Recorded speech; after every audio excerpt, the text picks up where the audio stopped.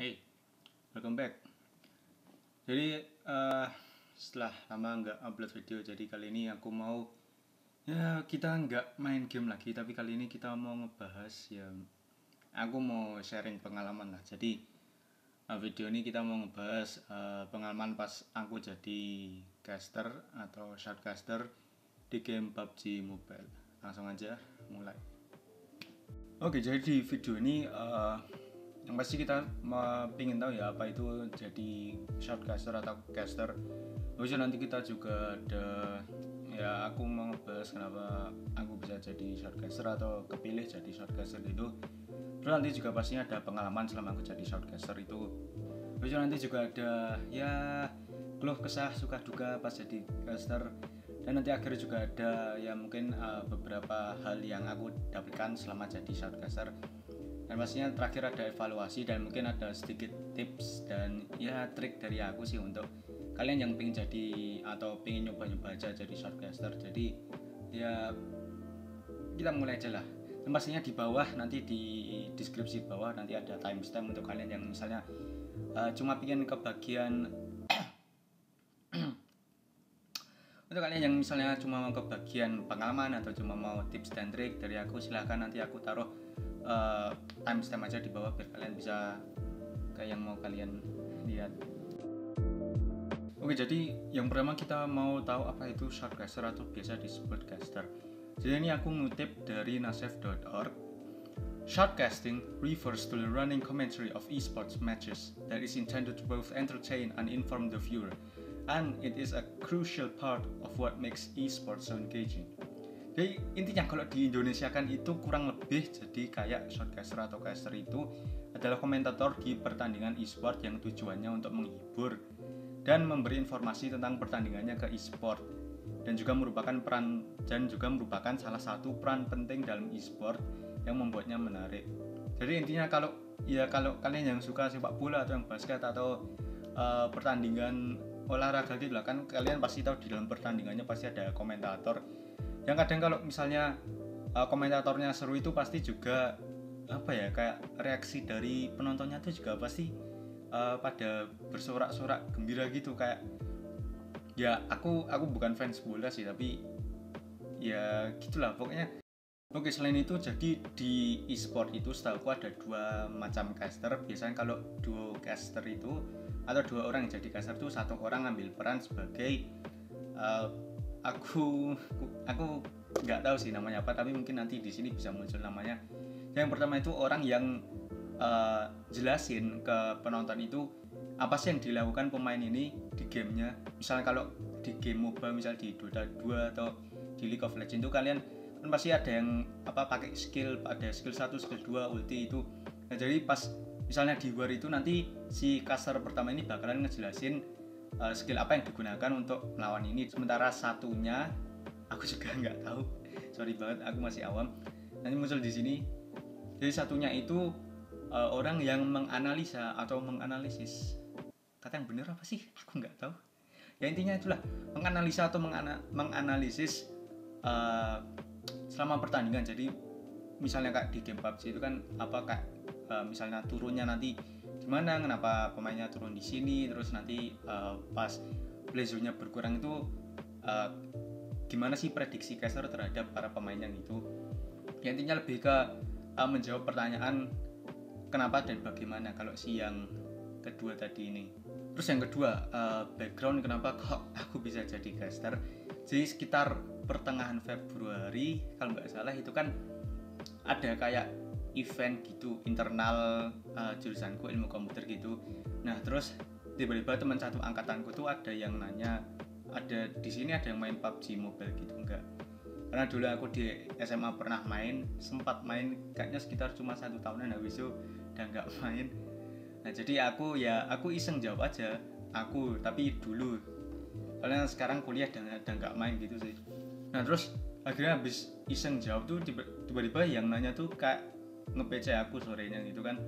Nah dia nanya, kamu mau nggak jadi caster PUBG Mobile gitu. Awalnya aku kayak gugup, aku kira kayak aku bakalan jadi peserta ikut di timnya gitu. Terus ternyata out of the box tuh kayak tiba-tiba dia nawarin, kamu mau nggak sih jadi caster di PUBG Mobile. Nah habis itu kan awalnya aku kayak bingung kan, aku nggak pernah jadi caster gitu. Aku paling enggak tuh kalau main game tuh ya cuma apa ya, selain main tuh aku juga suka menganalisis apa sih, astaga aku nggak tahu kata yang benar apa ya, intinya menganalisa kayak gimana nyari strategi efektif atau apa senjata apa sih yang paling baik gitu. Nah terus akhirnya habis diskusi gitu, terus dia bilang nggak apa, bawanya santai aja, kita nggak ada yang pro casternya gitu ya. Ya udahlah, akhirnya aku bismillah coba aja jadi caster. Nah terus ya mungkin kalian juga nggak bakal percaya kalau misalnya cuma itu sih, cuma aku iseng gitu aja jadi caster. Tapi ya namanya jadi caster kan perlu tahu lah ini. Ya intinya dia bilang nanti kalau aku jadi caster nanti juga pasti ada ya ini bayaran, pasti ada bayaran. Itu mungkin itu salah satu alasanku juga, aku juga ya nyari uang jajan gitulah. Ya lumayan kan, ini juga apa, masa-masa kuliah, masa-masa pandemi ini bisa dapat penghasilan cuma dari kita sebagai komentator, itu menurutku juga salah satu hal yang keren gitu sih. Oke, yang ketiga, habis aku di apa ya, kayak istilah ditunjuk jadi caster, itu apa yang aku lakukan. Jadi yang pertama pastinya aku melakukan persiapannya tuh sebenarnya karena deadline-nya tuh juga sebenarnya pendek, cuma sekitar tengah Februari itu aku ditunjuk jadi caster.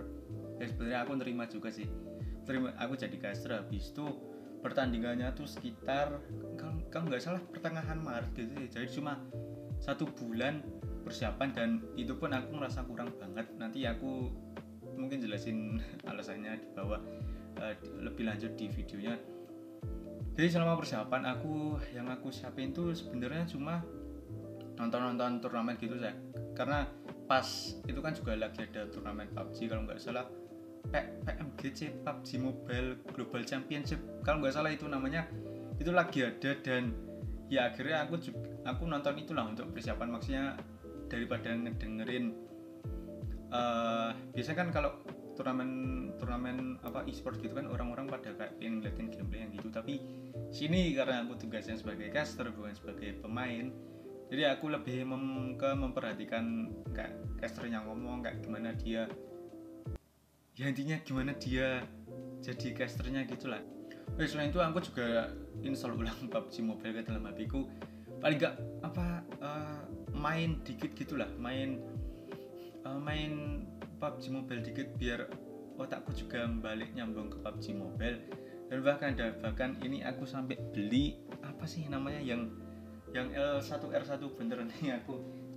Oke, ini apa, aku bahkan sampai beli ini tuh yang itulah, kalian tahu kalau apa, kadang tuh ada pemain yang pakai L1, ada yang pakai L1R1 ya, intinya yang bisa apa, tombol di pojok kanan atas dan pojok kiri atas ini bisa kayak apa, katanya mempermudah itu sih nembaknya gitu. Tapi pas aku pakai malah nutupin layar dan ya aku ngerasa uangku terbuang sia-sia.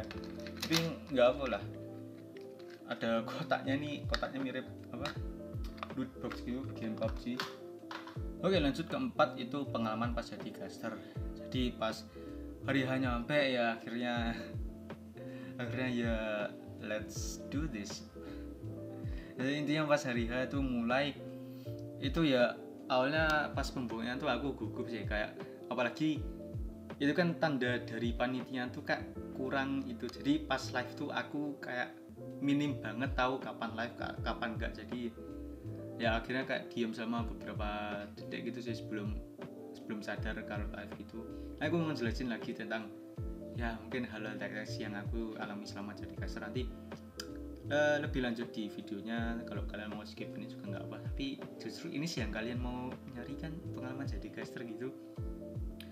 Oke, balik lagi, pembukanya itu gugup dan itu, tapi untungnya itu sih udah nyiapin skrip gitu. Jadi kan pas pembukaan tuh ada pembukaan, habis itu kayak ada semacam donasi, habis itu lanjut ke gamenya gitu. Nah jadi aku udah nyiapin sedikit skrip untuk aku bacakan di donasinya biar aku nggak bingung mau ngomong apa gitu. Dan itu ya berhasil lah, skripnya tuh berhasil. Dan dari situ aku mulai ya udahlah, aku ikutin flow-nya aja. Akhirnya sampai ke gamenya Dan jujur aja pas game pertama itu pesertanya pada ngaret. Jadi pesertanya itu pada ngaret itu sampai 10 menit lebih, mungkin hampir setengah jam gitu ngaretnya. Akhirnya karena chatnya pada kesel dan ya panitia juga kayak ini kapan mulai, terus akhirnya ya udahlah kita jam segini mulai, para peserta bodo amat dah masak atau enggak, kita udah ngeberi mereka toleransi banyak, udah pada ngaret banget. Ya akhirnya kita mulai di room turnamen PUBG yang mobile itu kan bagian observernya atau yang jadi spektatornya gitu kan cuma ada 2 slot. Nah slot pertama itu udah dipakai untuk panitia yang bakalan nge-share screen-nya untuk yang ditampilin di streamingnya. Nah terus slot satunya itu udah dipakai sama caster satunya, temenku yang ngajak aku itu, karena aku akhirnya nggak mau temen, jadi yang jadi caster keduanya. Jadi slot pertama udah dipakai panitia, slot 2 udah dipakai sama teman casterku, karena temanku itu yang ngebikin roomnya, jadi otomatis dia harus di dalam roomnya kan, kalau nggak salah, aku nggak tahu, tolong yang tahu nanti di kolom komentar di bawah, tolong aku dibenerin. Nah jadi aku tuh posisinya mau nggak mau itu cuma bisa nonton dari yang panitia yang stream ke YouTube. Nah itu pun misalnya kayak ada yang war gini, ada yang udah 2 peserta ketemuan dan mereka mau saling adu tembak tuh, kalau misalnya si panitianya tuh dia kayak masih keluyuran, nggak tahu, malah ngeliatin orang looting itu, ya kan aku sebagai caster nggak bisa ngomong apa-apa, karena aku nggak punya intinya aku nggak bisa nampilin apa yang sedang terjadi. Kalau soalnya kan aku cuma modelnya nonton si streamingnya itu, sementara temanku yang caster satunya tuh kan dia kayak jadi observer, dia jadi spektator, jadi dia punya kendali penuh, jadi dia bisa mau kameranya mau dikemanain dia ya punya itulah. Jadi ya aku cuma bisa ngejelasin apa yang aku lihat di streamingannya itu. Kalau disimpulin awalnya gugup, tapi karena ada skrip pas di bagian donasi itu ngebantu banget. Terus akhirnya dari skrip itu aku ngikutin alurnya, habis itu ya akhirnya lancar-lancar aja.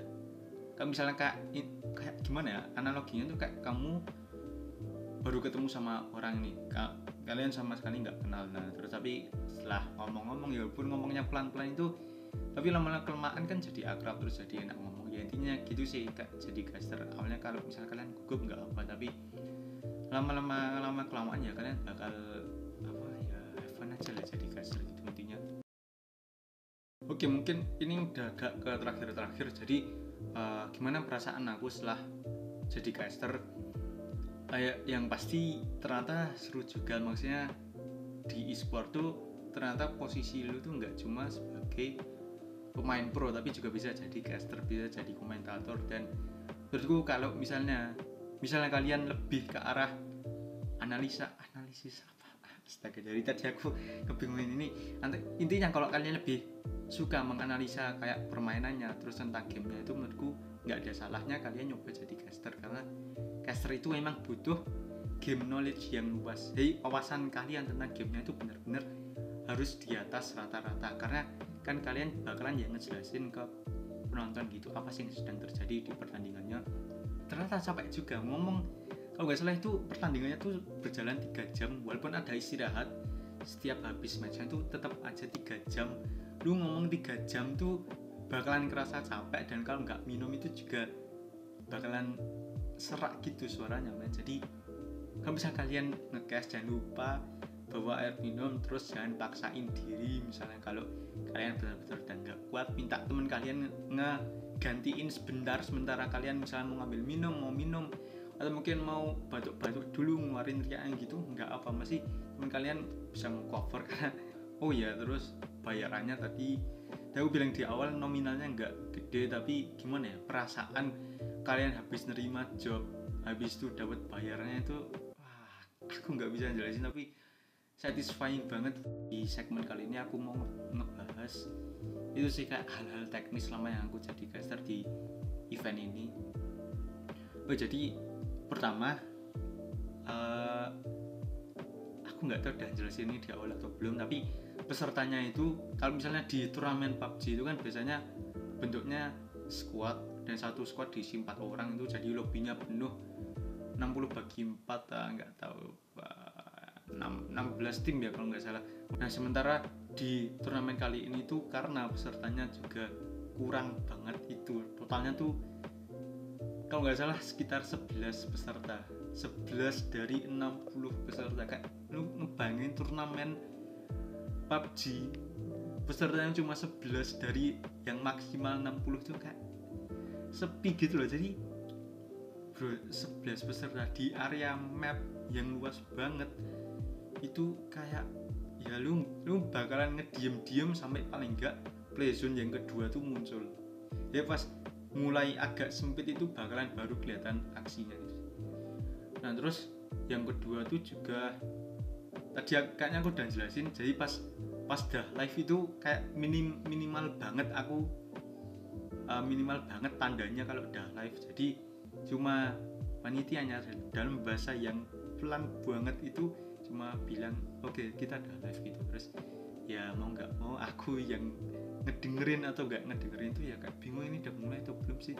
Lalu akhirnya juga kepaksa ngomong tes cek udah live belum gitu. Dan oke, paling terakhir ini mungkin videonya udah lama karena aku juga ngebacotnya udah panjang banget, udah panjang lebar itu. Jadi terakhir aku mau ngeberi tips dan trik untuk kalian yang misalnya pingin nyoba atau enggak pingin mendalami karir sebagai ya aku nggak tahu komentator e-sport gitulah, atau mungkin juga bisa untuk komentator event lainnya juga nggak apa.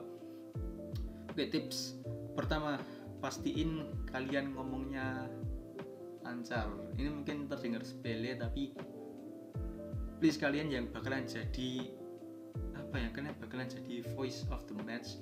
Kalian bakalan jadi si suara di dalam pertandingannya. Terus kalau misalnya kalian nggak lancar ngebacotnya bahasanya, kalau kalian nggak pintar ngebacot selama pertandingan tuh ya si penonton mereka juga kayak bingung, ini si casternya ini ngomong apa kak, aku nggak paham, terus gimana aku mau ngenangkep yang dilakukan di permainannya itu. Jadi pertama paling penting kalian harus lancar suaranya. Ya mungkin videonya aku juga nggak terlalu lancar ya ya itu sih. Yang pertama suaranya harus lancar. Kedua, kalian juga harus kayak aku tadi sering-sering nonton pertandingan yang mungkin udah kancahnya internasional atau nasional gitu, biar kalian tuh kayak paham gimana sih si caster ini ngebawain pertandingannya. Kayak misalnya dari yang pembukaan, habis itu transisi ke gamenya, habis itu dari transisi gamenya, kalau gamenya udah selesai itu nanti apa yang dia mau omongin selama nunggu match selanjutnya tuh kalian kayak kayak ngisi habis kekosongan habis matchnya berakhir di break itu kalian bakalan yang ngisi di breaknya. Kalau profesional ya, kalau untuk event yang aku ikutin itu kan emang ada break untuk peserta dan juga untuk panitia, termasuk para caster itu ya emang ada istirahat. Tapi kalau setahu yang profesional tuh mereka juga ada break sedikit, tapi habis pertandingan tuh bakalan ada kayak mereka ngeliatin match highlightnya, atau misalnya posisi masing-masing tim itu sekarang klasemennya gimana, mereka bakalan ngeliatin itu dan juga mereka bakal ngejelasin gitu. Dan mungkin itu. Oh ya, satu lagi untuk yang tips dan trik tadi aku sempat kelupaan. Menurutku yang paling penting itu juga gimana cara kalian untuk ngebawain pertandingannya. Karena kalau misalnya kalian cuma nge-cast tapi suara kalian juga cuma hanya monoton dan nggak ada penjiwaannya, itu menurutku juga kurang. Dan itu justru akan membuat para penonton tuh jadi kayak membosankan gitulah bahasanya. Kalau misalnya kalian lihat para caster yang di internasional, misalnya kayak momen-momen yang di Dota 2 internasional, atau di turnamen CS:GO yang juga internasional, itu kan si casternya tuh bahkan ada yang sampai teriak-teriak, ada yang sampai histeris, dan menurutku juga penjiwaannya udah keren banget, udah luar biasa. Jadi kalau bisa kalian juga mungkin kalau momennya lagi seru-seru gitu, kalian juga suaranya kalian bisa mungkin bisa dijadiin lebih keras lagi, dan juga kalau pengucapannya semakin cepat juga menurutku nggak apa, asal para penontonnya juga paham gitu. Mungkin kayak bisa jadi kayak nge-rap gitulah kerennya gitu, itu menurutku nggak apa. Terus misalnya kalau misalnya momennya lagi apa ya intinya intonasinya tuh kayak menyesuaikan dengan apa yang sedang terjadi. Kalau misalnya lagi seru ya kalian pembawaannya juga seru. Kalau misalnya baru pembukaan ya kalian apalah yang pembawaannya menarik gitu, biar penonton juga pada ikut semakin tertarik dengan pembawaan yang kita bawa. Jadi itu aja sih yang aku kelupaan tadi. They're all together. PPD, here comes the Ice Blast, ready for the dog! In from Universe! It's a disaster! CDEC!